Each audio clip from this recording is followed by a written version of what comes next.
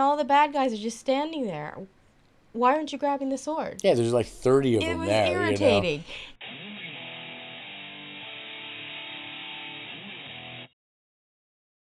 Welcome to the Siren Cut, and we just got back from watching Masters of the Universe. I don't know, what do you think? Did it hit the nostalgic kind of bone for you? Kind of sort of did. I remember, being little or younger and going home after school and watching He-Man and She-Ra, and it kind of had that cheesiness and so forth. Absolutely. Right. It was exactly what I expected it to be. Right. I think with this kind of film, you can't go in with a lot of high expectations You, anyways. you can't be overly critical about something like this. You have to go in with a light heart and just enjoy what you're Right. watching. Right. I mean, it's not like the 80s cartoon was Shakespeare, or No, anything. it They was were there to sell toys. right. Really. And they're probably selling a bunch of toys right now, too. Right. Right? Right.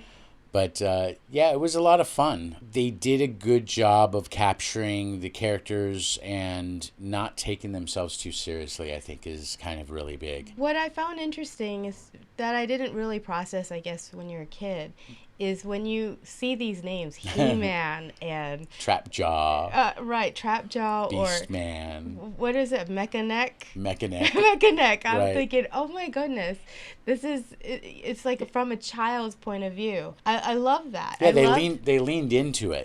There's actually, without giving spoilers away or anything, they did a really good job of explaining why they have some of these names, and the movie treats it like they're not their real names. It's what Adam refers to them as a child. Right, yeah. Because he is 10 years old when he flees Eternia and goes to Earth. So it makes sense. I mean, in the world, it makes sense, And coming from that perspective, so I thought that was pretty cool, and I loved how they used that Right. to tell part of the story. Right. Overall, they did a really good job with the effects.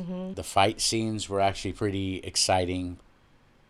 They have this world that they had to recreate from the old cartoon. And one thing I noticed, a big difference from the old cartoon, is it felt more lived in as far as people. And maybe I'm off a bit here in my recollection, but through most of the cartoon, it was always just the characters. Skeletor and his small crew of bad guys, and then He-Man and his small crew of people, and that seemed to be the only ones you saw from episode to episode. I don't remember. I don't It's recall. been so It's been a long. long time.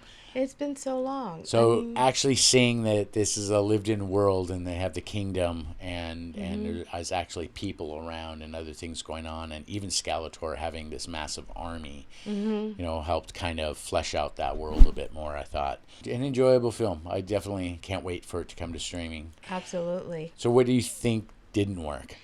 There were a few parts that kind of irritated me, especially when they're fighting and you see the sword laying there, and that was the focus, that they needed to get this sword, and all the bad guys are just standing there. Why aren't you grabbing the sword? Yeah, there's like 30 of It them was there. irritating. And then the other part where he's having a conversation with his father, and it's a heartfelt conversation, but it just seemed not timed very well because they just got into this battle. He went down. Where the hell is Skeletor? It's almost like the bad guys took a step back and was like, let oh them wait, have their let moment. them have their moment, And I understand it's kind of like a cheesy type of movie, which I can let that go for sure. And a little tropey for sure. Absolutely, but that it was just a little annoying, just a little, for me. But that aside, it was still pretty good. So it wasn't enough to bring down No. your idea of the movie. No, I was very excited to see this one. The few things I thought were definitely very nitpicky at this point is, for the most part, the effects were very good. There were a couple of things that seemed a little odd at times, especially in the beginning with Beastman and his movement, especially when he was walking. Thought I saw some stuttering and stuff that just kind of nagged. And then Skeletor's face at times at certain angles, especially when he'd look up, it suddenly made his face look a little squashed.